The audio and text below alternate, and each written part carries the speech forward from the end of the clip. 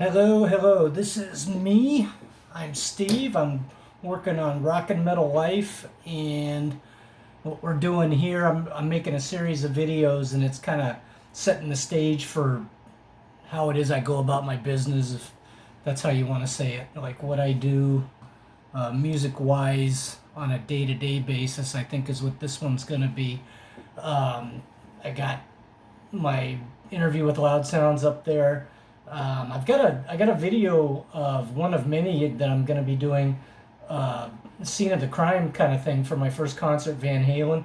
It's up on my YouTube, and I'm going to get that up on the Rock and Metal Life site here pretty quick. What I'm doing right now, though, is I'm just going to talk about what I do.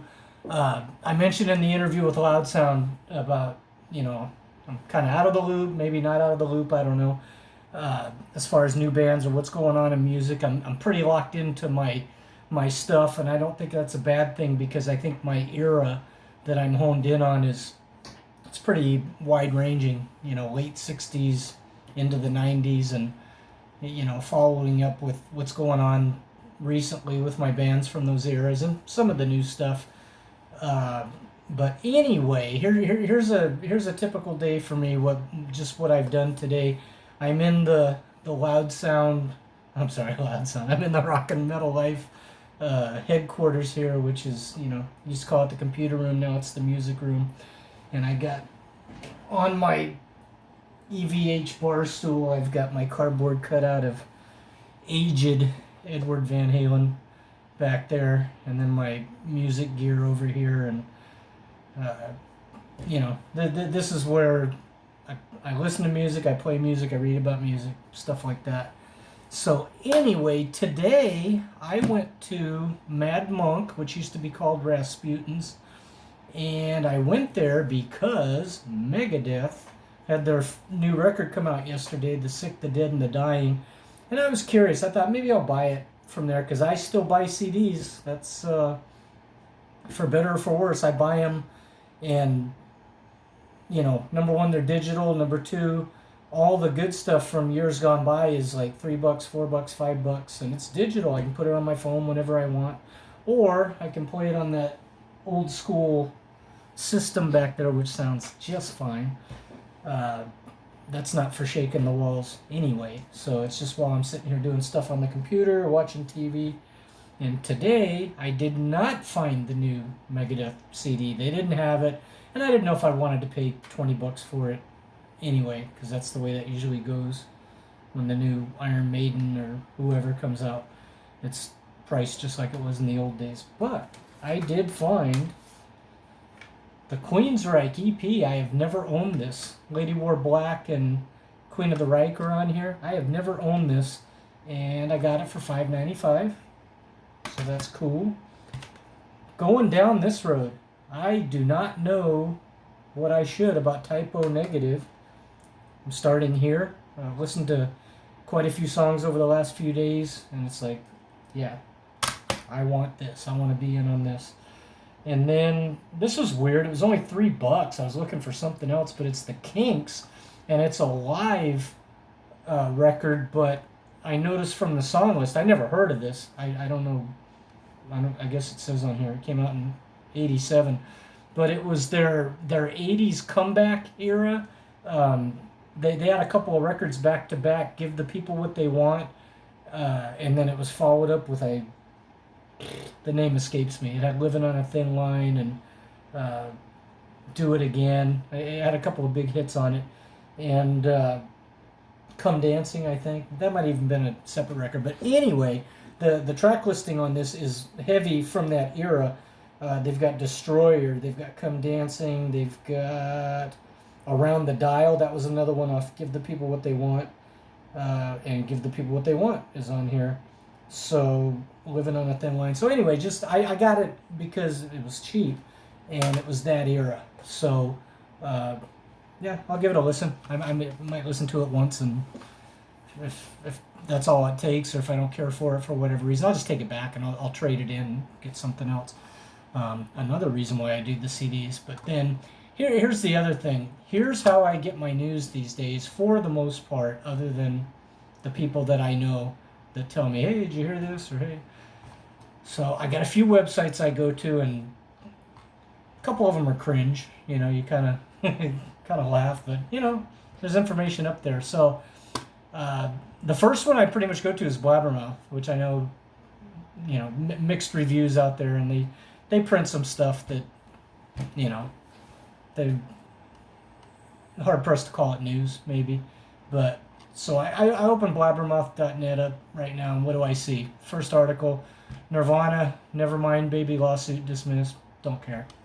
I mean, spent more time reading that than I spent looking at it when I first opened this. Second one: Sepultura, Roots, Bloody Roots, with the Brazilian Symphony Orchestra at Rock in Rio. I haven't opened it, but I'm going to in a bit. Megadeth has covered Delivering the Goods from Judas Priest. Cool. And I might open that. I don't know what else there is to know. Where am I going to be able to hear that? So I'll probably open that. Foo Fighters. Move on. Next step. Don't even stop there. Gojira. I don't know enough about them.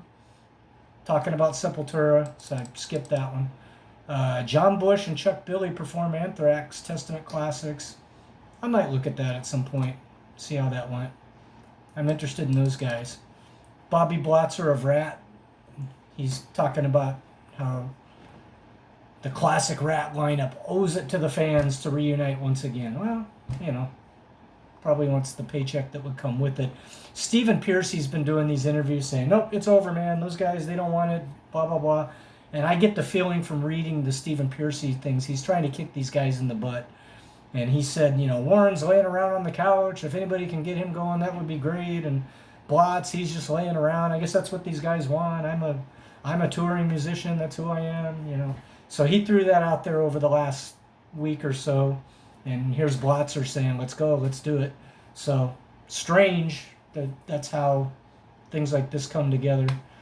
So next article, pro shot video of Iron Maiden's concert at Brazil, Rock in Rio. Not going to bother with that. Korn, Jonathan Davis, move on. Next, not even going to read it. Dave Mustaine, I was a really shrewd business person. Okay. See, most of these, that's all I need to know. I don't need to hear the whole article or read it or whatever. Ozzy Osbourne's going to perform at the halftime show at an NFL kickoff game. Gee, that's great. Susie Quattro uncovered covers EP. I know who she is, but I don't care. Def Leppard, Phil Collins shares story behind the iconic riff of Pour Some Sugar on Me. You know, any riff that I can play. Never mind. Corey Taylor says, I move on, don't care. Fear Factory, don't care. Nickelback, don't care. And I'm not saying this isn't about, you know, Blabbermouth should or shouldn't be putting these articles up. I actually think that's why I come here. They're putting up all the stuff that would be relevant for hard rock. My commentary is just I'm not interested in those. You know, UFO singer Phil Mogg suffers a heart attack. I already saw that somewhere else, and you know, I hope he's all right. Manowar. Oh, they got Michelangelo Badio. Huh, interesting. Okay, Shinedown, Onward. I saw Shinedown, and this kind of goes back to something I talked about with Loud Sound on his thing. I saw Shinedown open for Van Halen on the Disaster reunion with Hagar in 2004, and kind of like we said in that discussion, I saw them. Hey, they were pretty good. They weren't bad at all, and I have since bought nothing, listened to nothing, you know, just it was good, it was okay. And I think they did the Leonard Skinner cover that night, and it was really good. If it wasn't that I'm thinking of, they did something in that vein, and I thought it was really good. But again, here I am not going along with it. Is that a me thing? Is that them? I don't know. Blind Guardian, don't know much about him, not going to read that one. Joe Lynn Turner thanking the fans for support after he announced that he's not going to wear a wig anymore. You know, good for him. You know, that stuff like that's tough. If it goes that way for me, I'll probably just let it go. But he's a guy that had an image he had to keep up, and you know, cool. Good for him. The stage of his life, he's, you know, free from that. That's fine. I don't need to read the article. Ozzy and Sharon next. Not even, don't care. Something about reality TV. Great. Megadeth. I did click on this one because it has the video for the new song, The Sick, the Dying, and the Dead, which I really like. I think it's great. The Dead Daisies. There's another one. There's guys of my era, and I don't really care too much for that stuff. It's okay, it's good, but kind of falls in the same realm as the Shinedown and all that. I've listened to some of it and I've liked it, and that's about as far as it's gone. I have not been inspired to put any money into it or whatever.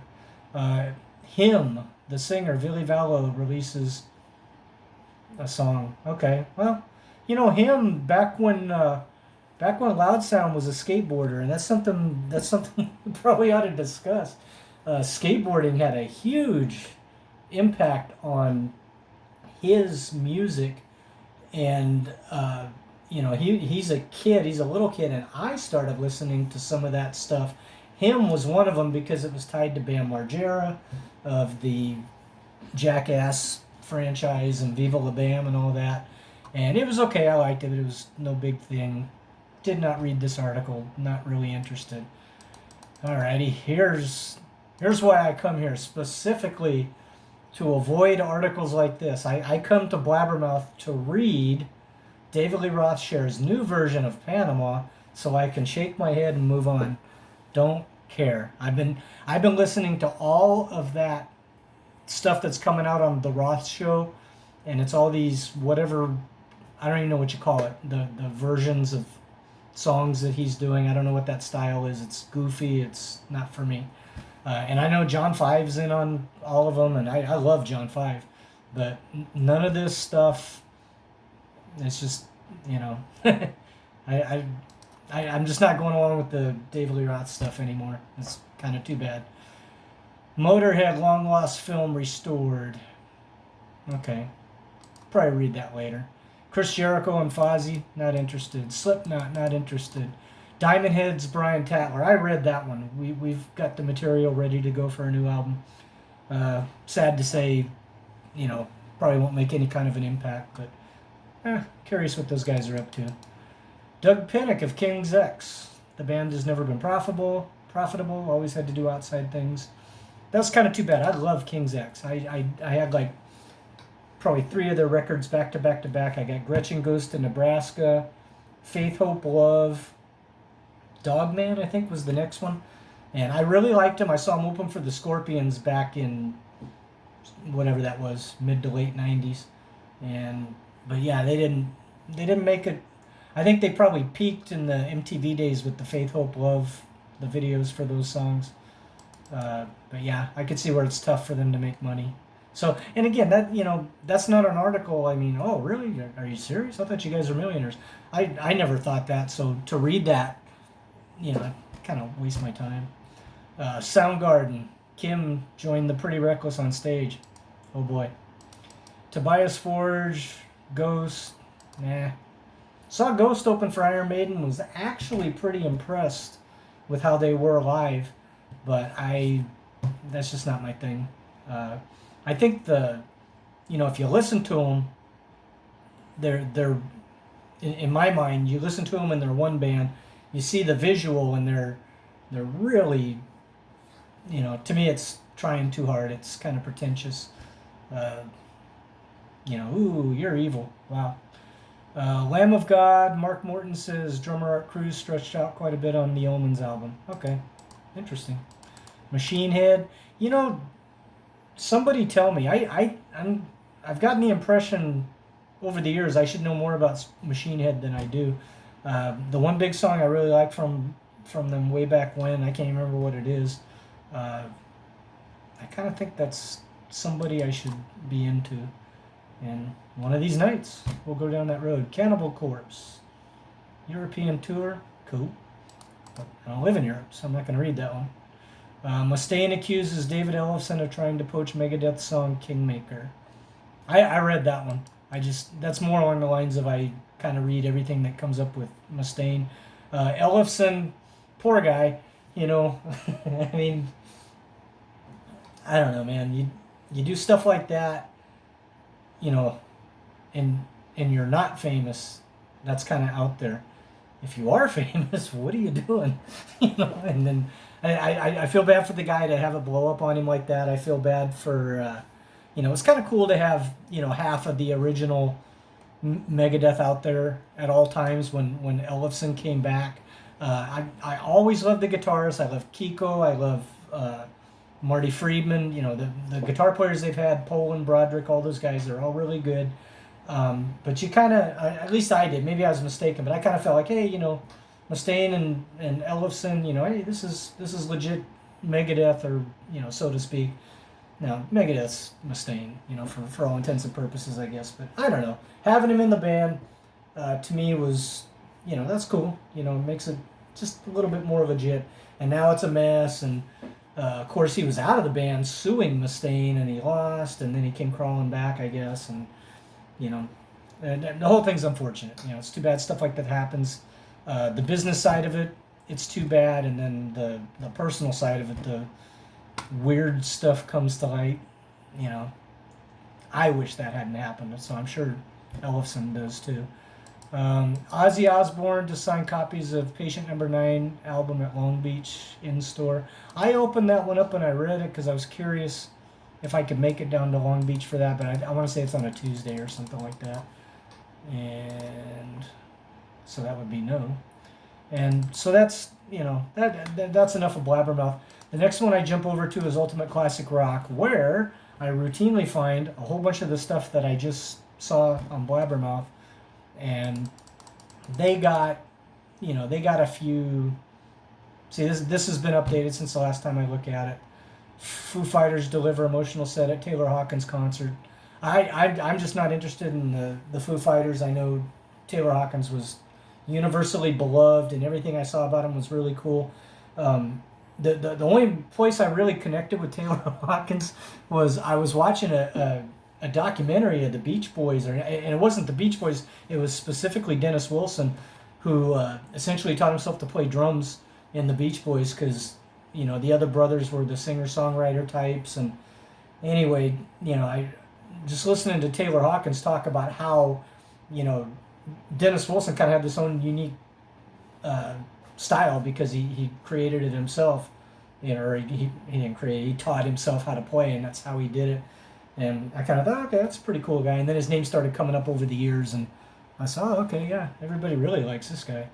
But yeah, I'm not going to watch any Foo Fighters stuff. McCartney was there, don't care. Brian May, don't care. So this is what Ultimate Classic Rock normally does. They've got 1, 2, 3 straight articles, 4 straight articles, quote-unquote articles, 5, 6, 7, 8, 9. This is crazy even for them. They've got upwards of 10 articles, separate articles, saying Wolfgang Van Halen played at the Taylor Hawkins, the Pretenders played at the Taylor Hawkins. And so all this content, they could have put this into 1 or 2 articles. And then, so are we finally done? Liam Gallagher, Nile Rodgers. Okay, now David Lee Roth once again re-records Panama. Thought I just heard that somewhere. Gene Simmons likes giving me a hard time, says Dave Mustaine. Don't care. They took one quote out of an interview that they didn't do and made it a headline, and then when you jump in there, you're going to find out, oh, they talked to this radio station or Rolling Stone or whomever, whatever. Don't care. REM took a bite out of Dogma with Exhuming McCarthy. Some of these are interesting and some of them aren't. Like looking back on something on the anniversary. Some of them is a good take, from somebody my age or close to my age that has some insight on, boy, that was when, like when they say, the time Kiss went disco with I Was Made for Loving You, okay, I remember that. And I remember it was weird, and, I don't know. I could read that or not read it. REM, I don't care, so I'm not reading that one. Leonard Skinner hanging it up in the next year or so. Oh boy, big news there. If the Atomic Punks quit, that would be more newsworthy than whoever all these guys are that are calling themselves Skinner, but whatever. Phil Mogg had a heart attack. Yep. Taylor Hawkins ended up playing on a Richard Marx song. Boy, amazing. And then the Osbourne's reality show. Yeah, so there's that one. The next page, if I have time, I always go to Metal Sludge. I always jump in here. And they just did their... He reprinted the 20-year anniversary of when Sludge started in 98. And I was along for the entire ride of Metal Sludge. And that's something I'm going to talk about one of these days. That's out there. I mean, that is wild. If you have time, if you haven't read it, the happy birthday post on Metal Sludge, where he talks from the very beginning of how he came up. He goes back to when he was in Tough, and then Tough kind of shut it down. And then so he came up with this idea, and then, oh my God, he started making money, and then it started getting so big that, they decided to do it anonymously and with the fake names for all the writers.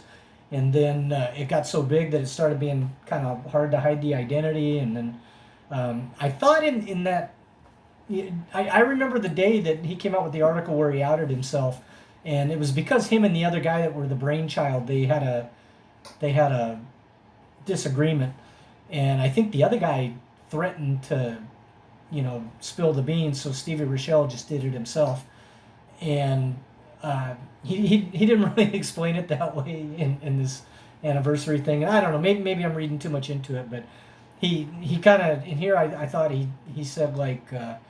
At this point, we got to where I kind of felt like it was time, and I actually thought he got pressured into it, but I could be wrong, and I'm not, I'm sure he doesn't want to make any more mess with the guy from reading it, so, maybe he was just being diplomatic, but that's cool. So the Metal Sludge, the top one is the Bobby Blotzer thing, responding to what Piercy said, then the second post is the Sludge Happy Birthday, and it's a long read. It took me like more than 20 minutes the other night, and I had read it before. I read it when it came out like 4 years ago.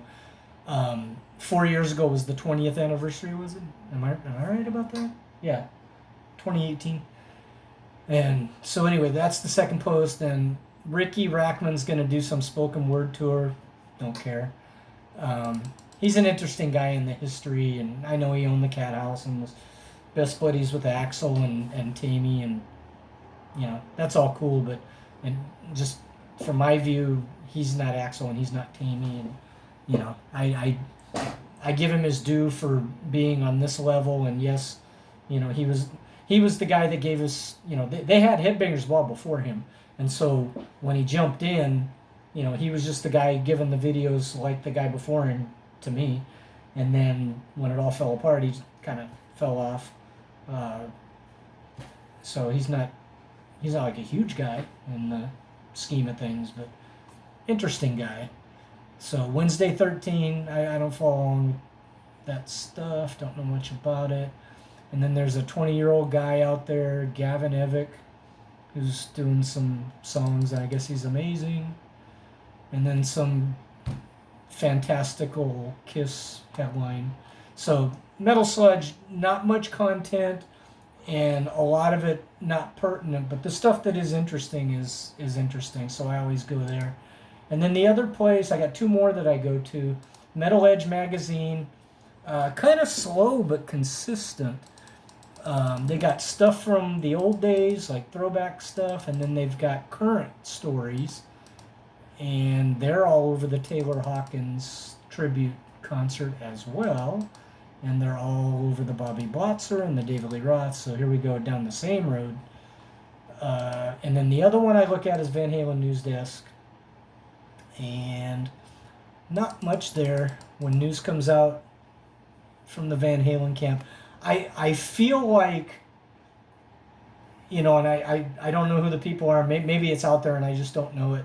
But I feel like Van Halen News Desk, when Van Halen was... when before Ed passed and when the band was still, active or not active, if something appeared here, I kind of felt like it was with the band's blessing. We read all kinds of, they're gonna do this, they're gonna do that, and all over everywhere. But if I saw it here, I always felt like it was probably the real thing. And then after that, I still got the KNAC website bookmark, but I don't go there much. And boy, that's a, my blog, Rock and Metal Life, not anything special to look at just yet, because I'm really not into doing the WordPress thing. I will one of these nights, but for now it looks like crap. Oh, KNAC looks just like it did whenever it went online in the 90s or something. I mean, that's kind of funny. KNAC, if you don't know, pure rock. It was in the 80s. It played the good stuff. It played the heavy stuff. It was the only place I could hear Anthrax and stuff like that when I was in the LA area. And to their credit, they went online way early. But their articles just seem to be the same. The same stuff I just listed off of the other sites, and then they do have some stuff specific to them, some reviews and stuff like that. But anyway, so that's about it. Not the greatest content, but again, as I'm trying to get this thing up and running, this is stuff that kind of sets the stage for how I go about learning stuff, enjoying stuff. This is all part of the journey. So this is where I'm at. I used to have probably 20 websites bookmarked, melodicrock.com. There's a bunch of them that are gone now. I used to go to a bunch of the band's websites, but not much going on there for most of them these days. Tour dates and if you want to buy stuff, and that's about it. But anyway, now to get my news, that's probably where I get the most of it, is stuff like this. So onward, it'll be something else next go around.